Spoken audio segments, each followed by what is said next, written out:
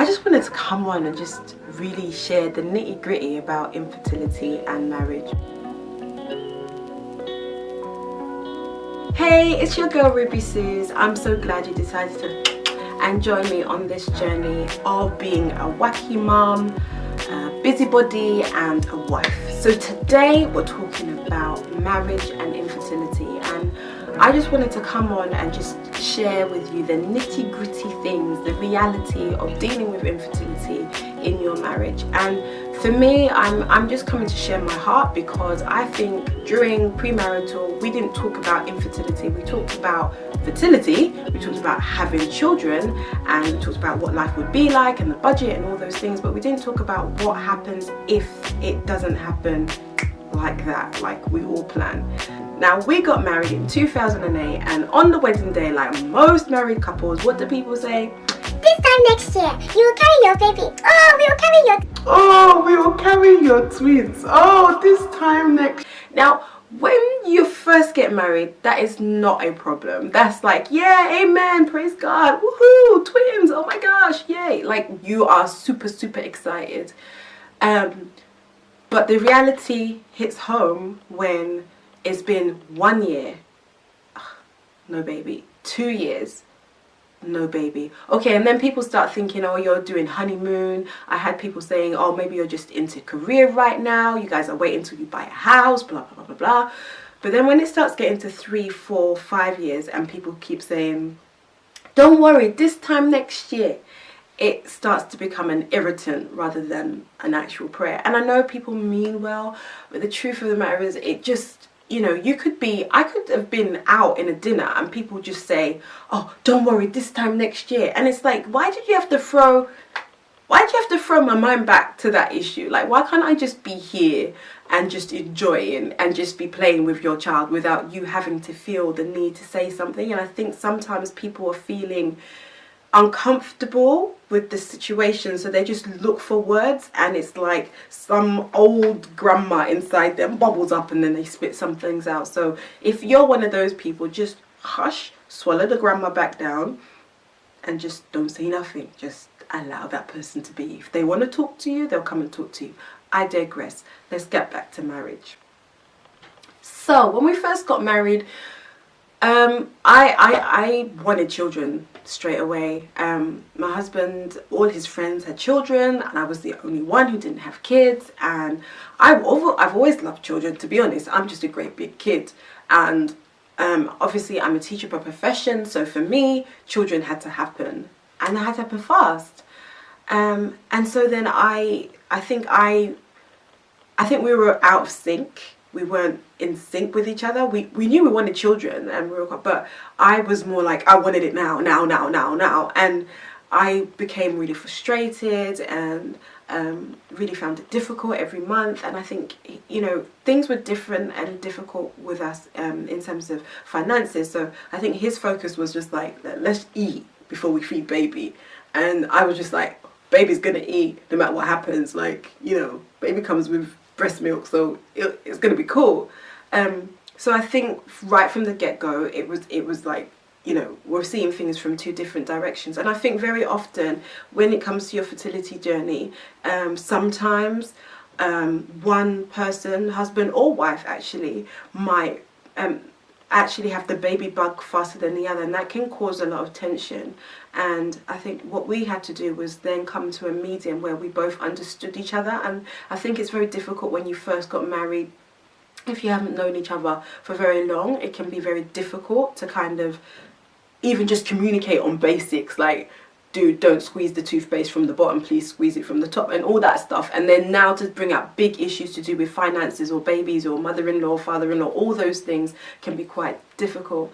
So as the years went on, you know, I think we both now got to the point where we're like, okay, this is a bit serious now. We now need to take it a bit seriously.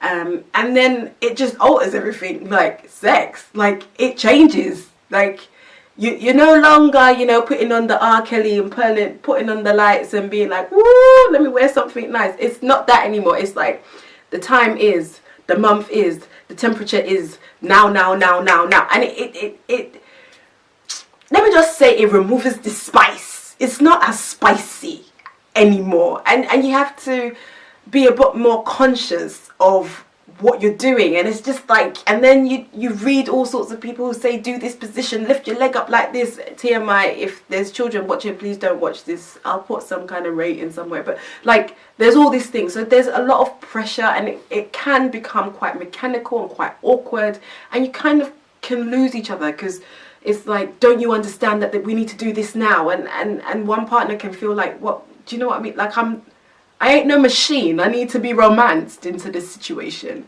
So that's one thing. It can affect your sex life. And I think, you know, yeah, that's just awkward.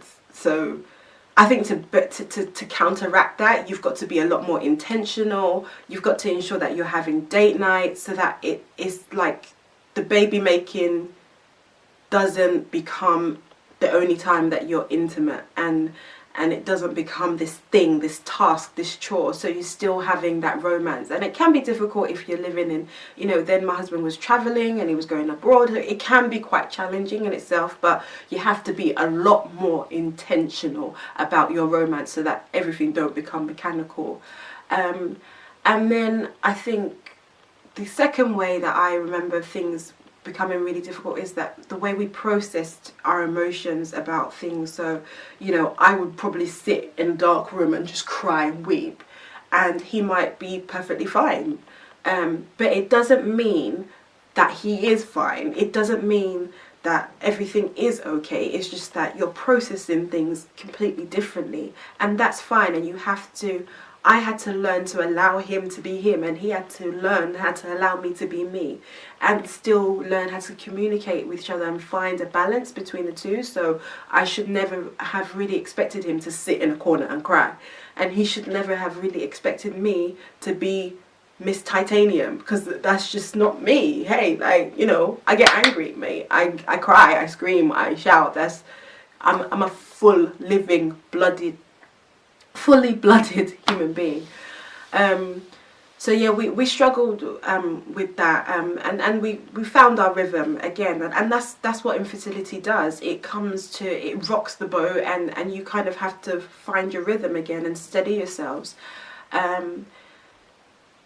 Thirdly, I think financially, you know, when you are talking about infertility, instantly you're thinking about money, because if you want to get treatment on the NHS, sometimes it can be quite laborious. It can be quite take a long time. You have to wait for a long time. So you might have to, or want to consider, going private, or maybe your age or your health or something like that. There's another factor where you actually feel like you have to go private. So you might have a specific genetic issue, where maybe you're both sickle cell carriers or something like that, that you want, you know, you need specialist procedure to ensure that your children aren't affected by that. So it does affect. It affected us financially, mate. Like, you know, there were times when we were driving our little, you know, C1, and and everybody else was driving big car, and the fact of the matter is, we just didn't have the money, because we knew what we were saving for. We knew what we had to do, and what we had to experience in order to kind of, what we had to sacrifice in order to get the life that we want. And even now, you know, I'm like, oh, I haven't been on a luxurious holiday with my husband in such a long time. But then I look at my children and be like, well, you guys are my holiday, some twisted way.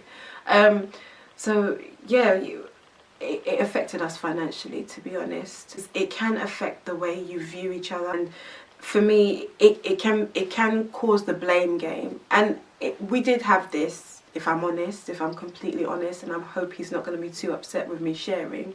You know, there were times when we may have blamed each other for where we were. Maybe not directly, but indirectly. You might have been frustrated, perhaps, because he didn't come to bed, or she didn't come to bed at the time you wanted them to.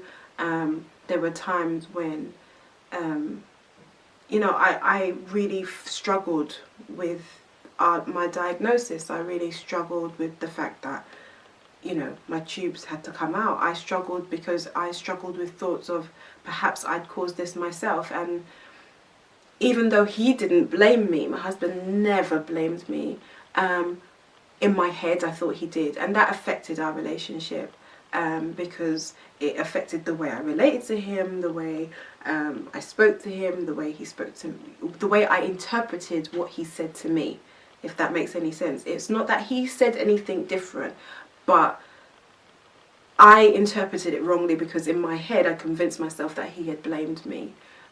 So it can affect the way you view each other and the way you relate to each other. But it does make you stronger. Like, we have this crazy journey and painful and weird journey that we've been on together with infertility, and I think it made us stronger, made us love each other differently, appreciate each other differently. And I've heard of horror stories where people are angry with each other.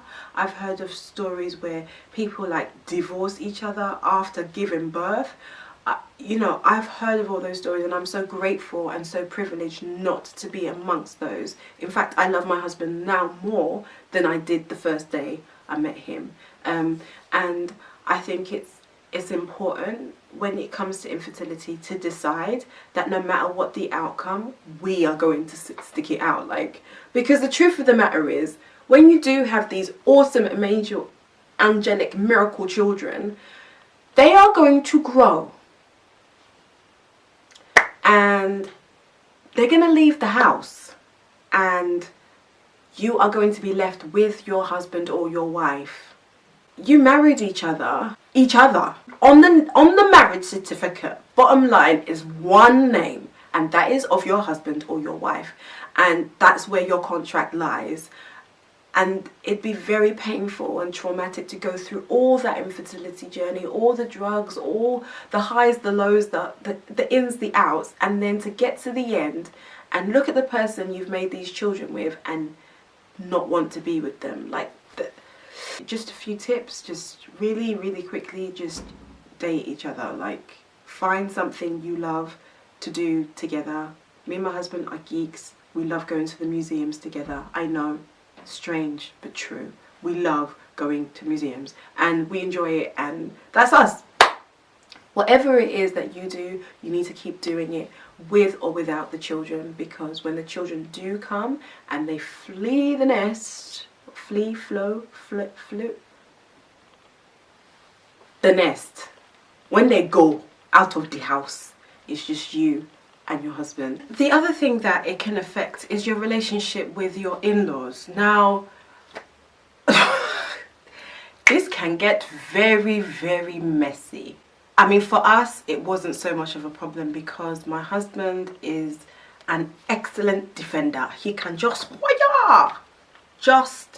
excellent defender. So, you know, if anybody made a comment that he didn't like too much or made me feel uncomfortable, he was very good at protecting me. And we worked really hard and as a team. And the fact of the matter is, it's really unfair, I feel, especially in the Nigerian community, that if there is a problem and there's a delay in having children, it usually is the woman's fault, and it's usually and she usually gets the most flack. So I did get a few comments, a few things that were said to me, or side conversations that were had, that were all, I mean, for all intent and purposes, they had good intentions, but made me feel uncomfortable. So my husband was really keen on making sure that, you know, I wasn't put into those situations, and he just protected me from that. And we worked as a team. We just worked as a team. There were some times when, unfortunately, he wasn't around to hear the comment or to see the way the people were treating me,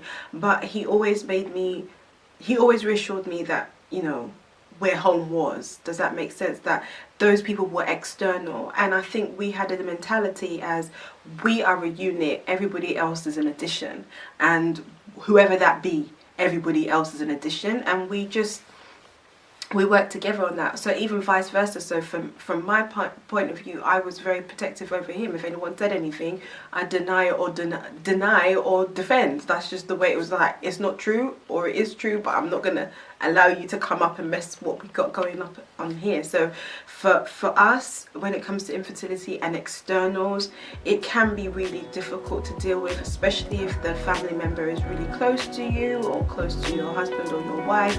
It can be very, very difficult. But we found great solace in singing from one hymn sheet. It's important that you stick together because you are a team, and everybody else is not there when the lights go off. Nobody else is there to hold your hand like your husband, so you cannot afford to allow what I could not afford to allow what external people said to affect us. Bottom line.